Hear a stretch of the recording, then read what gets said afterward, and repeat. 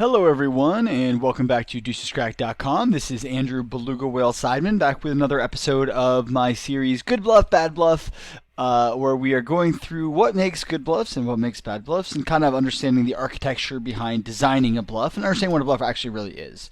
So this is our fifth episode. We've been kind of moving slowly through the course of a hand. So we started off kind of discussing what a bluff is in general, and then we did what does a pre-flop bluff look like, followed by what does a flop bluff raise look like, and what does a flop float bluff look like, and sort of decided kind of how we're going to connect these different types of ideas throughout the course of a hand. And then now we're here on episode 5, where we're going to be talking a little bit about playing bluffs on the turn. So before we get into that, let's sort of do a quick recap, make sure we're not missing any or leaving behind any key knowledge points before we dive into today's material. So the first thing to remember is that there are sort of different, that bluffing is sort of a fair amount more complicated than value betting. The value betting has this really, really strict definition that you basically have to get called by a worse hand or raised by a worse hand. Whereas bluffing, you can have kind of the classic idea, which is you get someone to fold a better hand, but then there's all kinds of other things that are also counting as bluffs, which I've labeled here as advanced bluffs. Getting your opponent to fold a hand that is worse than yours, but would still be correct to call because maybe they had odds. That would be a good example of how bluffing might be effective. Getting someone to fold a hand that they could have otherwise made you fold could be a good reason to bluff. There are sort of lots of areas where bluffing might actually be a good idea. As we talked about last time, I believe it was last time, raising the flop can be a really, really good deal. It can be a great price on your bluff. That if your opponent is raising too many hands or raising a lot of hands pre-flop and then is c-betting a lot of hands on the flop, that you can oftentimes give yourself a pretty good price if your opponent will actually fold a lot of those things. In some cases your opponent just won't fold very often, and then we don't really have too much of a choice about raising the flop. But in a lot of cases it can be just a great deal, just given the price that you have to risk versus the amount of money that you win. We also talked about floating, about how sometimes people conceptualize floating as being something different than, like, let's say, raising the flop. And in truth, they are both bluffs that are kind of following similar, if not the same, rules. One is just a fast-played bluff, which is you're raising the flop, and the other one is a slow-played bluff, which is sort of waiting to bluff on a later street. But if you do decide to float, you have to understand that that is a bluff, and there's a certain set of hands that you're expecting to get to fold. And you have to be kind of cognizant of that when you decide to float. You can't just float because, it's an ace-high board and I feel like I'm going to play back and play sticky. You have to say, I'm going to play back or play sticky because I think he'll fold these types of hands, or I think he'll make these types of mistakes. And the last thing we've talked about a little bit here is thinking about this in terms of ranges. And sort of wondering whether or not it is a good idea to be balancing multiple ranges at once. And when I say that, I mean something like, say, if you're on the flop, you have to have like a flop floating range and a flop raising range. Well, that's two different types of ranges you might have to mix. Now, if you want to make things even more complicated, you might have a flop raising large range, and you might have a flop raising small range, and so now you have three ranges. You have a flatting range, a flop small, and a flop big. But then you might have a flop medium, or you might have a flop semi-medium, or medium small, medium large. So there's a lot of different things that you can do in terms of balancing like different types of ranges. But one of the questions we'll kind of keep coming back to is, do we really want to do that right now? Is that something that's actually important, or is it going to make us more money? Or is it something that maybe is going to leave us extra exposed more than we would if we just focused on balancing one range? So we'll talk about some of those things a little bit more today. But so today's plan is about bluffing on the turn. So sort of key points to think about is, okay, you floated. Now what happens? We're going to run a bluff, and now here we are. What do we do once something like that happens? Number two is it better to be bluffing with kind of made hands or with draws? And sort of how does the infrastructure of that end up working, or how do we develop those types of bluffs?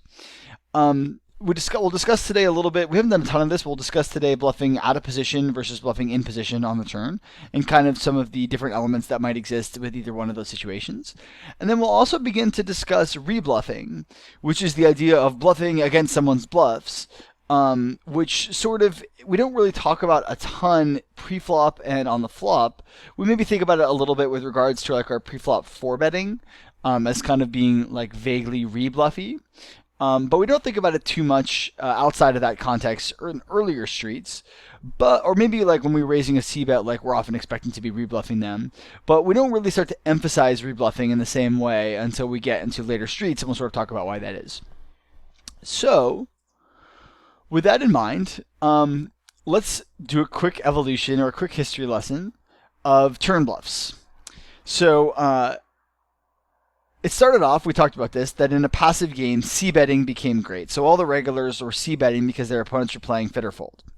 And then so because their fit or fold led to the c-betting, so the c-betting led to floating, which was basically people like essentially doing low-risk bluffing, especially since the regulars were often not double-barreling, because they're so used to once a passive player calls you on the flop, they oftentimes have a pair or something they're not going to fold. So floating was honestly generally preferable to raising the flop, because your opponents would play pretty straightforward. So floating became in vogue, and then after that, barreling became great. And so once people had decided that they were going to barrel a whole lot, the idea of raising the turn started to develop maybe a little bit of momentum.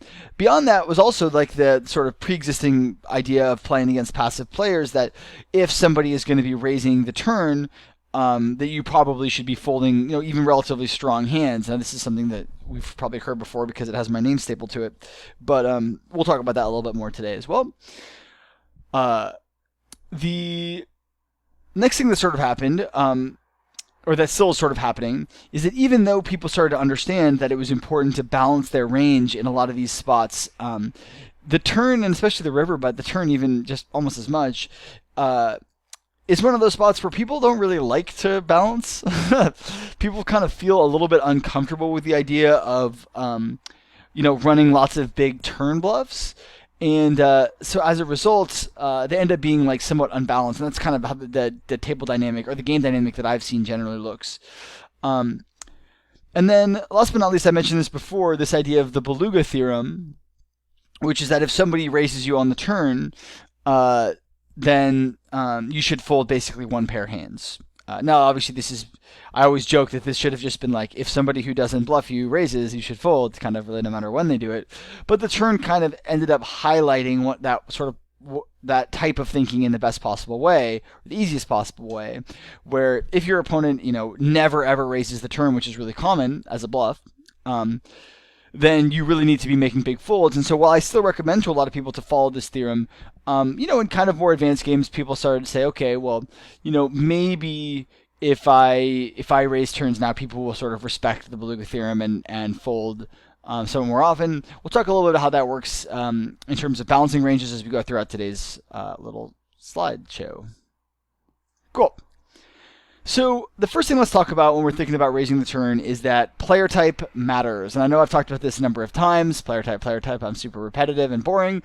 But if you're playing against a bad passive player, he may just never ever have anything but a very strong hand once he decides to bet the turn. So in this sense, any ideas that you might have had about getting your opponent to fold air are going to be right out.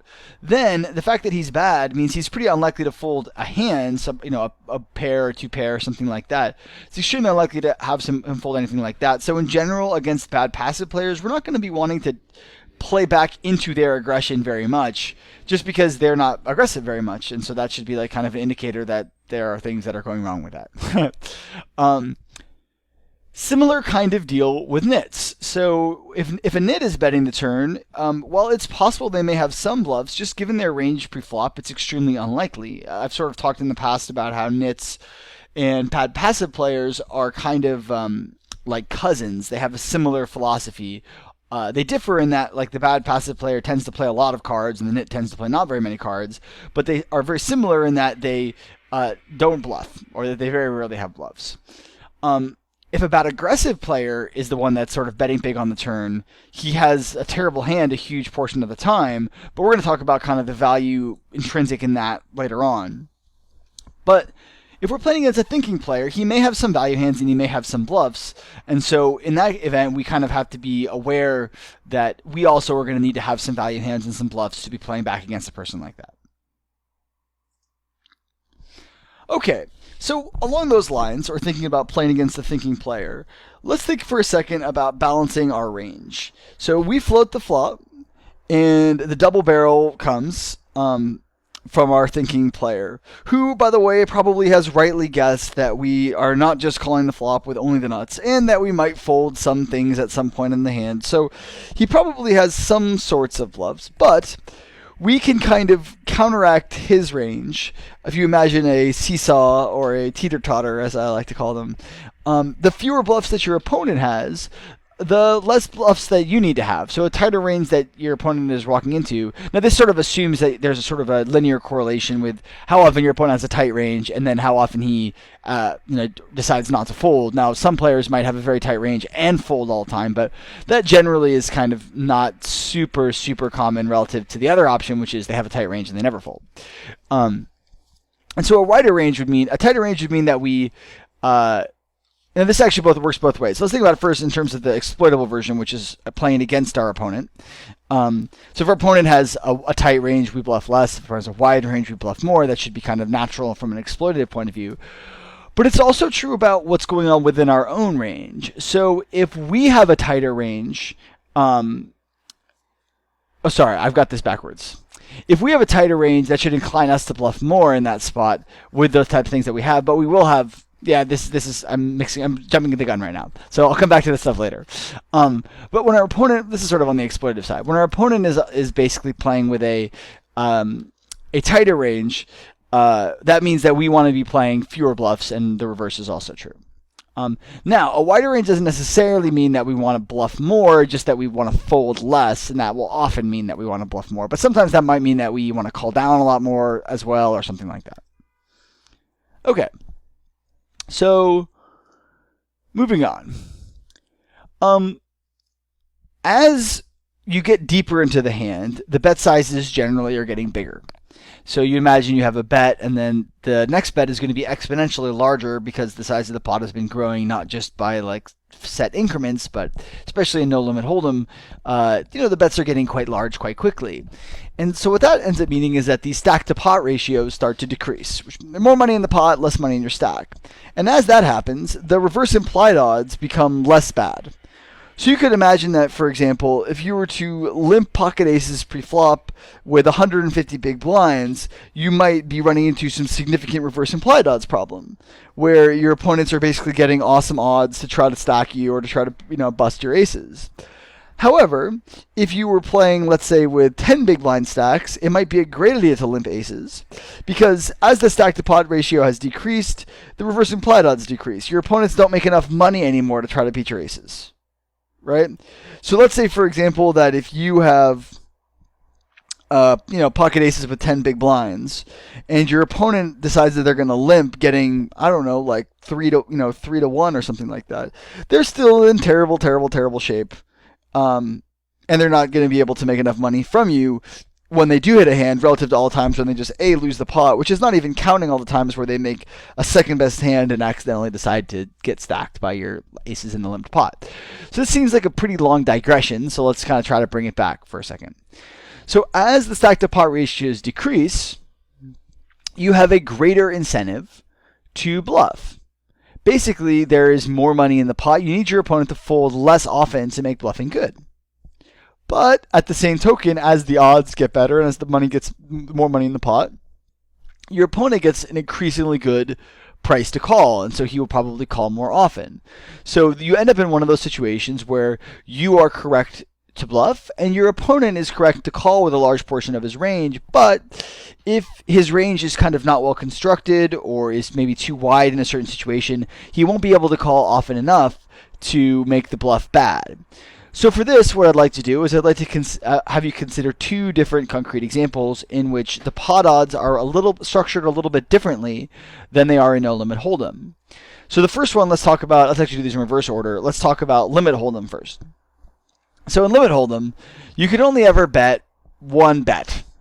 That's the most you can bet, which means that it's basically impossible to deny your opponent good odds. If they have a gut shot and a couple overs, there's just no way you're ever going to fold it. If they have a flush draw, there's not only will you never get them to fold it, they're probably going to want to keep on increasing money in the pot, especially if it's multi-way, because it's impossible for them to get very bad odds. They can never get blown off their hand, something like that. where am I? So because there's only one more bet, everyone has a big incentive to call. However, this makes pots very large, and if you're able to win the pot with just one bet, let's say there's a 20 bet pot and you're able to bet one bet and get your opponents to fold, you're getting such an incredible price. You only need that 1 in 20 shot bet to work like 5% of the time to break even. That's not very often. It should probably work that often. So what you end up is in a situation where you are kind of constantly inclined to bluff, and your opponents are relatively often inclined to call.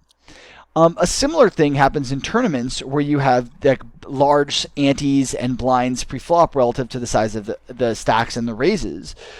So you can imagine that if somebody raises, to the minimum raise in a tournament, and it comes to the big blind is often getting 5-1 pre-flop or something along those lines. And if that's truly the case, that they're getting 5-1, they're basically priced into call with almost everything. Because the odds are so good. Now, in a tournament, you still have a big incentive to be bluffing. Is there something wrong with like opening, let's say, 10-9 suited in a tournament and having your opponent call you with Queen-8 offsuit? Like, it's a good thing to try to bluff someone off a hand like Queen-8 offsuit. That can be just fine. However, you just have to accept that as the pot gets bigger, there is less of an incentive for everyone to fold. So in passive games, this was never really an issue, because in passive games, the pot kind of rarely got this large unless you were making it this large, and so you didn't really end up in these situations with an aggressive opponent who was like going to be giving you making bets into a large pot. But nowadays, we have to understand that as the pot gets larger, as the stack to pot ratios decrease, we have less of an incentive to fold and more of an incentive to bluff, and our opponent has less of an incentive to fold also, but he may still fold too often. Okay, moving on.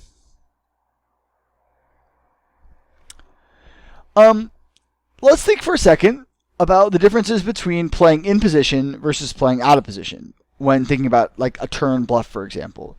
So in both these cases, I'm assuming a flop c-bet. So in one case, we called out of position and then we check called the flop. And the other case, we called in position and we just flatted the flop.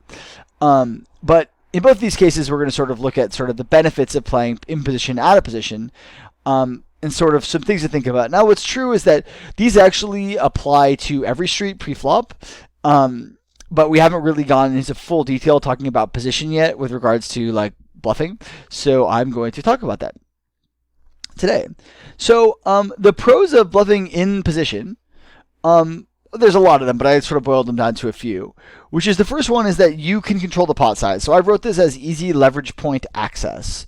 And what I mean by that is you can kind of set the price that you want, that you think will put your opponent in the worst spot with his range. So for example, if your opponent raises to 2 big blinds and you decided that you wanted to 3-bet to 6 big blinds, and he decided that he wanted to 3-bet to 12 big blinds, this is all pre-flop, you could maybe click it back and 3-bet to, let's say, 19 big blinds, which basically puts your opponent in a position where he has to either go all in or fold. At a certain point, there is kind of a cap, and being in position allows you to put the raise, basically make the raise that takes you to that cap the most easily. So when it comes time to bluff, you can essentially, do that thing where you talk about my opponent's going to risk all of his chips, but I don't have to risk all of mine, which has great implications both in terms of like what's going on for your range and also for your image, because people hate being in that situation where they have to risk their whole stack to win, not a whole stack on the other side, unless obviously they have the nuts, but what can you do? The other thing about, so like this is now applying to the turn, it's a lot easier for you to have a really strong range in position than it is for you to have one out of positions. Let me rephrase that. It's a lot easier for you to have really strong elements in your range, because a lot of the things that you would, let's say, be like really strong things you might have out of position, let's say that you made like a set, you're not that likely in most cases to check call a set on the flop rather than check raise. And so as a result, it's a little bit harder for you to represent those kinds of things. Whereas if you had, let's say, a set in position, it's really easy for you to sort of keep that in your range and kind of slow play a lot of strong things. So it's easier to have a lot of those stronger things in your range in position than it is out of position. And then lastly, you get to see how your opponent responds to board texture. And so if, let's say, for example, the board gets really good for your range and really bad for his, but he keeps betting, that might be a situation in which, like, maybe you don't want to bluff because you think that he might not really be bluffing once the board has become so strong for your range. So hypothetically, let's say your opponent c-bets on a 10-9-6 board, and you call, and the turn card is an 8, and he bets really big, or he comes after that board. That's a board that once you call the flop, like, you have something very large, like a huge portion of the time on that turn card. It's either a 2-pair, it's basically always 2-pair or better. It includes a lot of straights, including the nuts. And so it's kind of uncommon for your opponent to, or at least like a lot of thinking opponents, to be bluffing into that kind of board. So when you're in position, you can kind of use the board texture to your advantage in some extra ways. Whereas when you're out of position, it's a lot harder to do that. You don't really get to know whether or not your opponent is just... you don't know how your opponent's going to respond to a change in board texture before you do it, before you make an action. Now, the problem with the problems with, let's say, playing in position, or some of the downsides, if you're trying to raise, is that it's often just like a better idea to be slow playing a lot of those. Both your bluffs and your strong hands, especially if you sort of got to that point. If you decided not to raise the flop for value or as a bluff, it's usually because your opponent is going to be firing, like, I'll put on a lot of money in the pot, which makes it sort of better to be slow playing in most cases. It's also somewhat difficult to represent. Because of that, it's kind of difficult to represent really strong hands when you are like raising the turn, because a huge number of your hands that would be really, really strong might let's say, unless the board was like really great for raising the turn for value, like let's say, for example, if the board had become more coordinated, like let's say you had pocket eights on a 9-8-3 board. If the turn card was a 10 that brought a flush draw, you might want to raise there. But if the turn card was like a 3 or a deuce, you might not really want to ever raise. Which makes it, when the board comes down 10-9-3 deuce and you do raise, a little bit sort of unbelievable as your bluff. So when you're in position, your opponents will often expect you to often be slow playing, which makes it kind of hard to represent. And it's also so easy to end up with kind of a weaker range and then overbluff it. So in that sense, like, if the board comes down 9-8-3 and your opponent bets at you and you call, your opponent understands that a set of eights is a very, very small sliver of your range. And that if you're going to try to, let's say, raise a lot of flops or raise a lot of turns on a deuce turn card, your opponent's just not going to believe you very often. Between the fact that you are often slow playing a set of eights there, and the fact that you have lots and lots of things, everything from all the gut shots to all the pairs, makes it really, really easy to overbluff in position and kind of get carried away.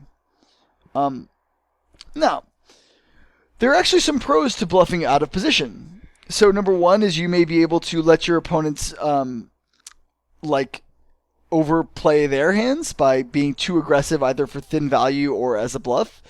I'm trying to think of exactly what I was thinking when I wrote this.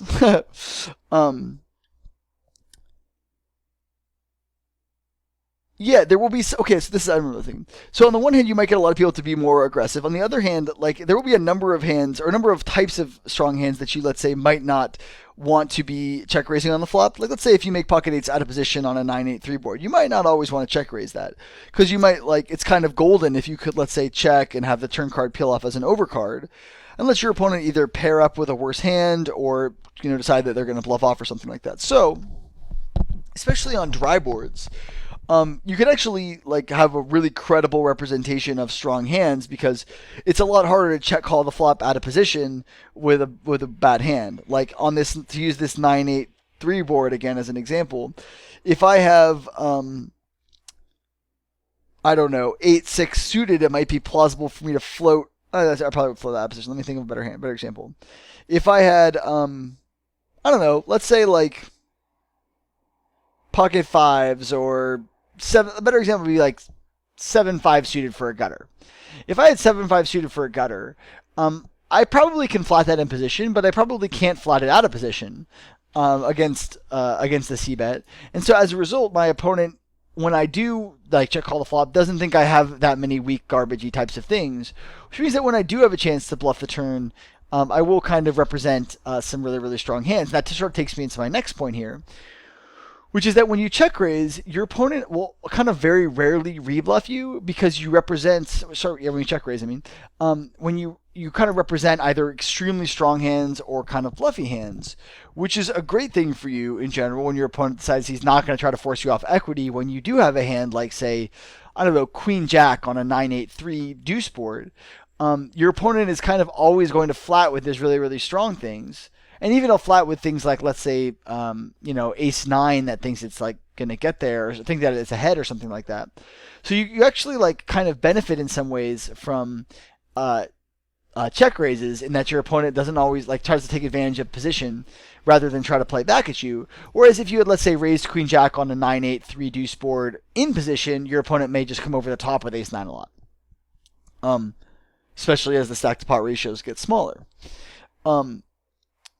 So in that sense, there are some kind of like unique benefits to having your opponent play in position against you when you're out of position. However, the kind of whole point of this is if you do check raise Queen Jack and you get called, you have to be very cautious about whether or not you're going to put in the last street, because if your opponent is, let's say, calling to induce further action with a hand like pocket tens, then he kind of plays great all of a sudden by letting you so-called walk to your equity, provided that you give him all of your money when you don't hit, which is the deal he's essentially banking on.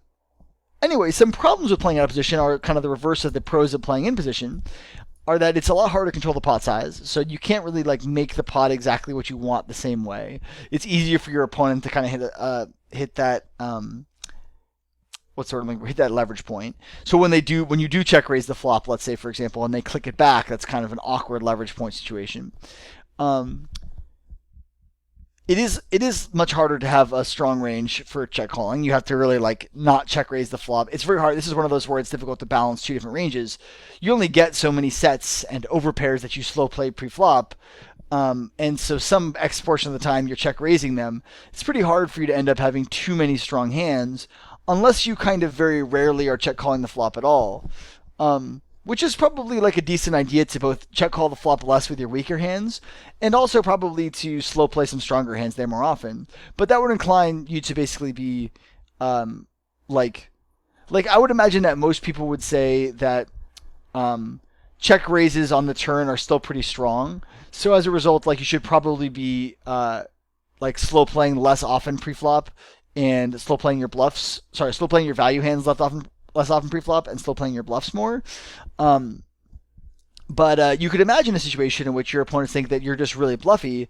Then it might be better to like fold some of your weaker hands either pre-flop or on the flop, and then or even on the turn, but then check raising sort of your stronger hands and start slow playing and adding some more things into your range there.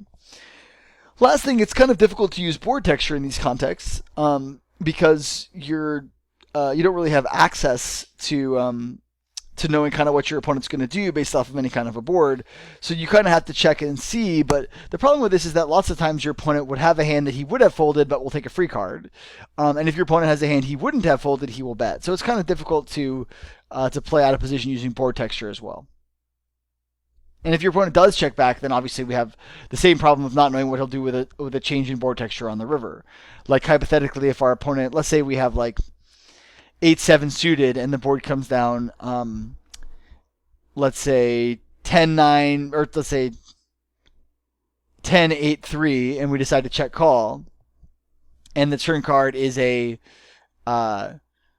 queen, and on that card our opponent would definitely fold, let's say like 10-5 suited or something like that, but we don't really know that, and the queen's like not that great of a card for us, so we check, and then he checks back, and we're like, okay, like we should bet now the river.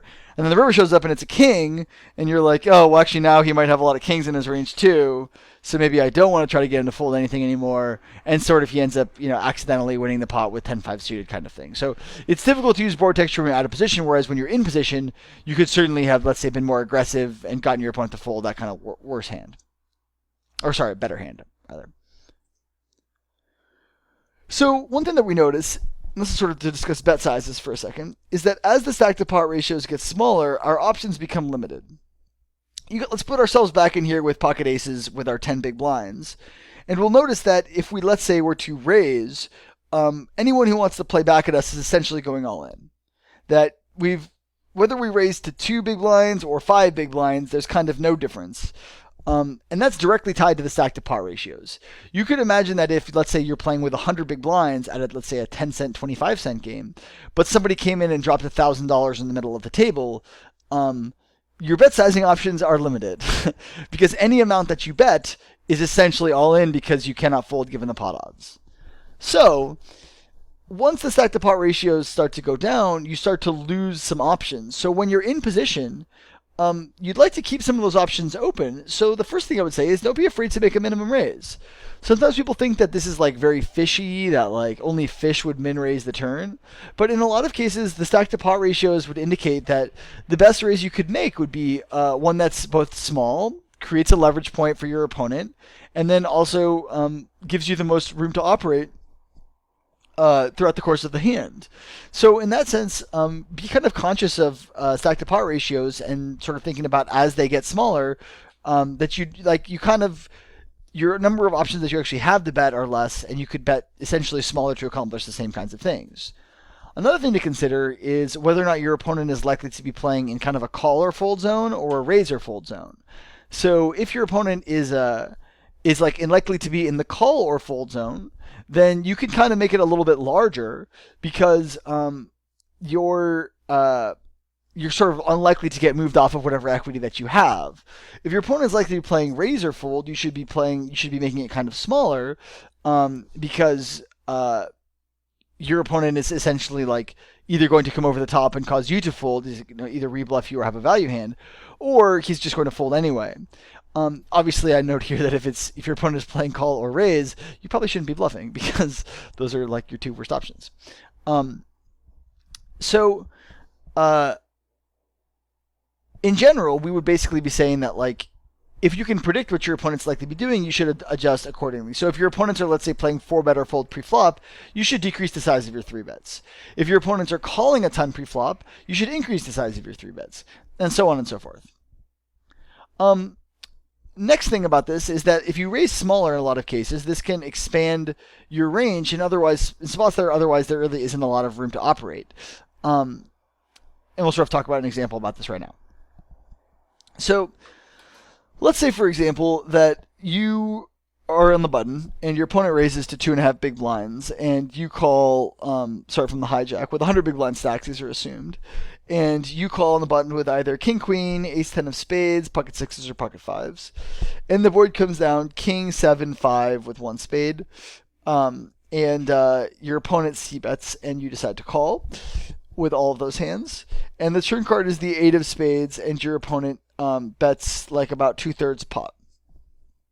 Okay, so if you were to raise to, let's say, 3.5x, which by the way, once upon a time was the standard, it's really pretty tough to include a hand like king queen into your value range there.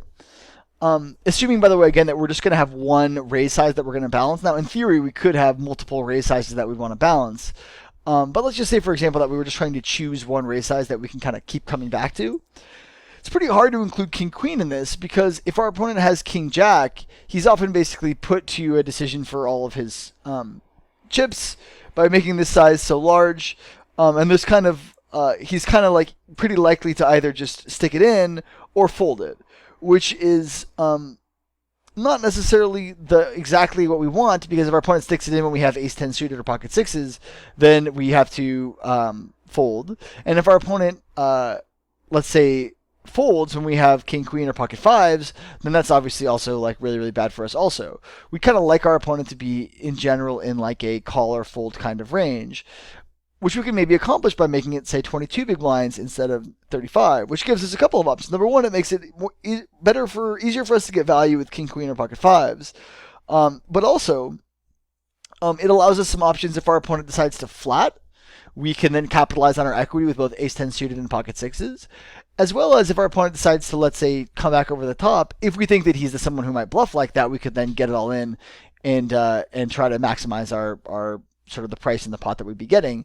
But yeah, obviously that's going to be really, really opponent dependent. The point is that if you keep the raise sizes a little bit smaller, you can sort of expand your range and include more things you couldn't include otherwise if you were making it really big, really big.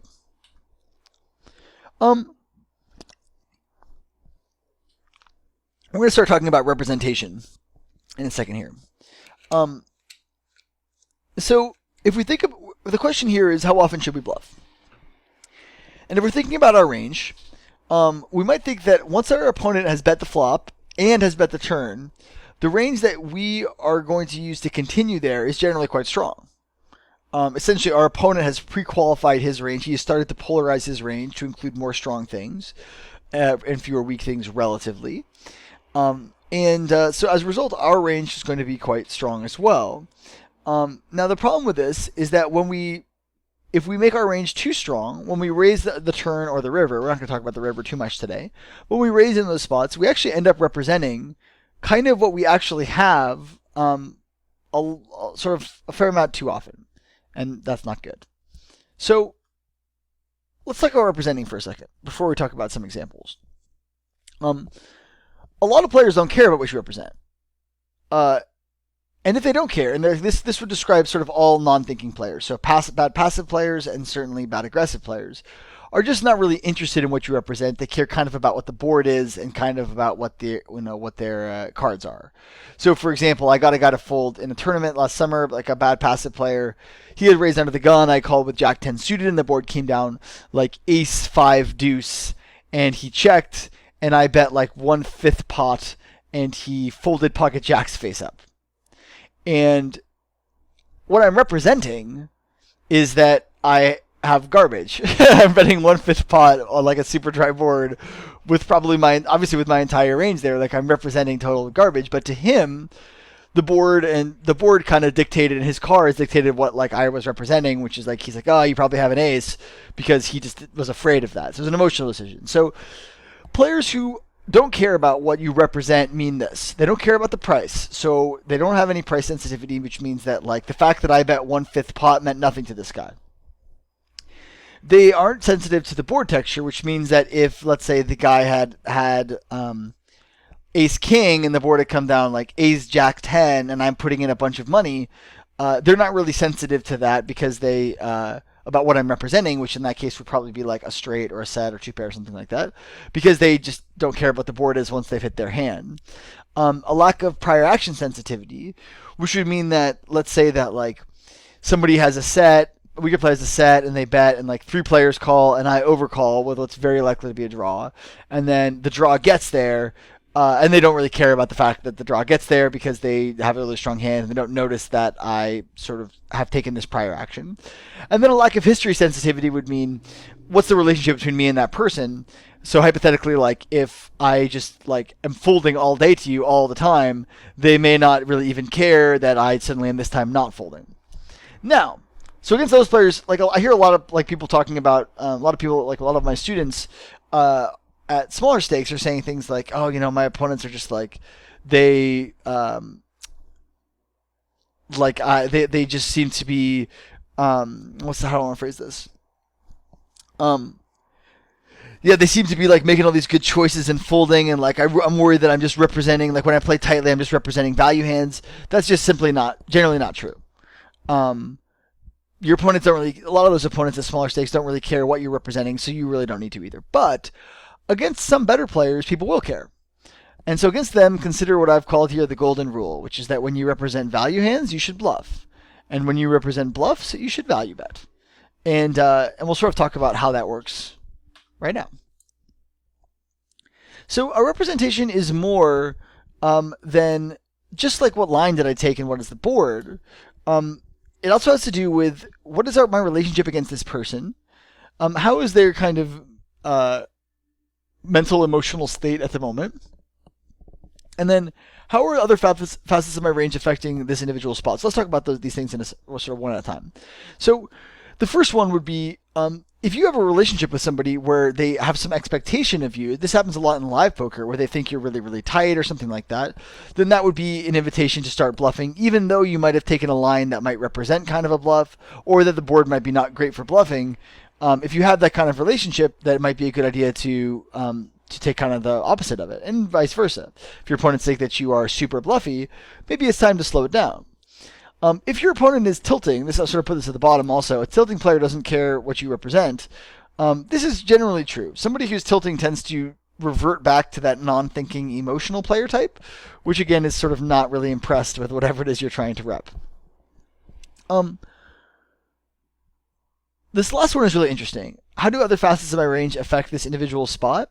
Well, like let's say for example that this is one thing that sort of happens quite a bit, where let's say that you're playing back a lot, you're 3-betting a lot pre-flop, you are bluff raising a lot, so on the flop, let's say you're even like floating a lot, maybe even bluff raising the turn sometimes, and then you get into a river spot where you overbet shove all in. Your opponent is really likely to assume that because of the other elements of your game that you're representing a lot of bluffs here, even if, let's say, maybe you're never bluffing there. This is one way that like laggy players tend to make a lot of money when they're really good, is by representing a crazy image and lots of bluffs, but kind of not having it in this specific time when a lot of the money is going in. Okay. One other element of thinking about bluffing on the turn is the fact that a lot of the time when you decide to call on the flop, you have what you might call a made hand. So I've written here in bold, so what? Equity is what matters, not your hand strength. Showdown value is not critical.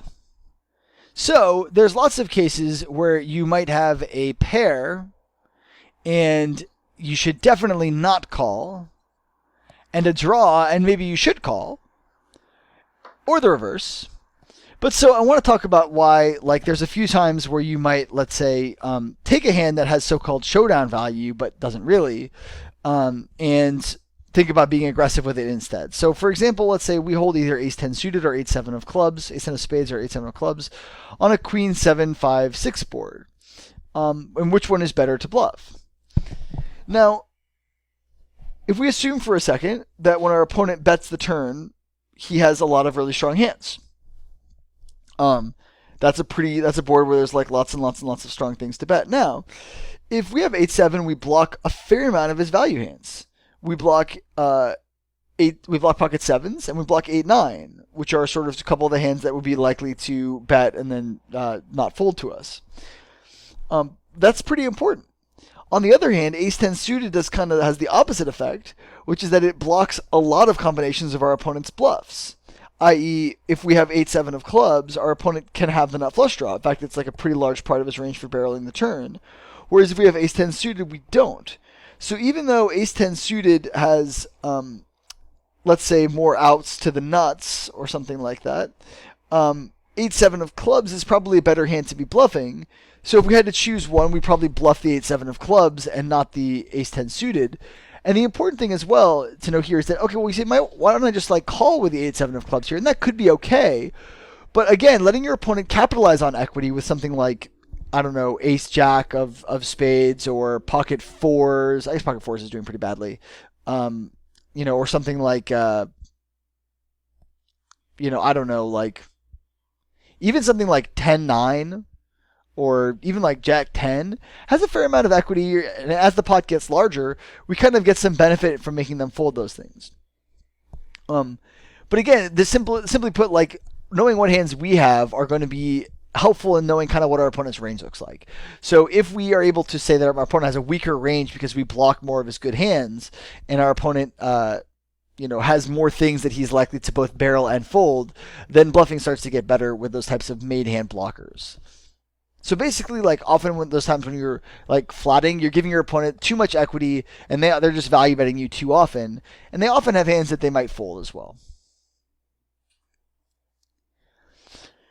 So I wrote rebluffing as we go. So we're going to talk about this more as we go through into the next session, the next video. But the more money that your opponent puts into a pot, the more valuable it's going to be to rebluff them. So you can imagine for a second that if your opponent is let's say raises to or bets the river like 90% of his stack and then folds to a raise, that's kind of incredible. Now, we oftentimes think about aggressive opponents as being something that's like really bad for us, but sometimes an aggressive opponent will do exactly this. They will put a lot of money in the pot and then fold, which basically allows us to win money, like kind of a significant sum without variance, which is kind of important. Now, obviously, there's some variance in that he may have a good hand sometimes, but sometimes the reward and so I wrote this, like, they realized this is confusing. I wrote, so like, so this is the amount of money you can win in those cases is so significant that it's kind of worth it. We're back kind of playing limit hold'em again, where we can risk kind of a relatively small amount to win a very, very large amount. Or at least a small amount on top. So I wrote kind of on the flop, we had a flop raise, like the risk reward was good, but we only kind of make a little bit of money at a time when we do it. But on the turn, against a really aggressive player, especially a bad aggressive player, and honestly even more especially on the river, the risk reward can be even better, but obviously you make a whole bunch more money. So we're talking about that as we kind of go ahead and try to think about the river in the next session. So there's some other options we could talk about. These are going to come later on in terms of playing on the turn. Could we donk bet after calling out a position? Is that an option? Could we float twice and then plan on like taking away on the river? Those are some options that we could think about as we go. And so we'll sort of get into those. I think this is the last slide. Yep. We'll get into those over the next week. But for the time being, on your turn raises, be thinking about what is my raise size? Am I achieving a leverage point? What is my opponent's range? What am I trying to get him to actually fold? Is he actually perceptive of what I'm doing? And am I balancing my range between value hands and bluffs sort of on each street as we go? And we'll sort of move this on and keep talking about it on the river next time. Anyway, hopefully this has been enjoyable or interesting. And please feel free to leave comments down in the thread. I'll get to them when I can. Otherwise, thank you guys for watching. This has been Andrew BalugaWhale Sideman, only here on DeucesCracked.com. I will see you guys next time. Good luck.